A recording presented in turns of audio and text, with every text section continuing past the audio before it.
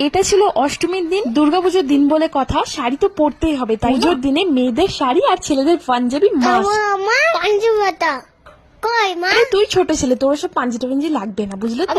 কেন লাগবে না? প্যান্ট জামা পরে তুমি যে ছুটে ছুটে খেলছো, পাঞ্জাবি পরে তুমি কি পারতে? আচ্ছা, এই ব্যাপার।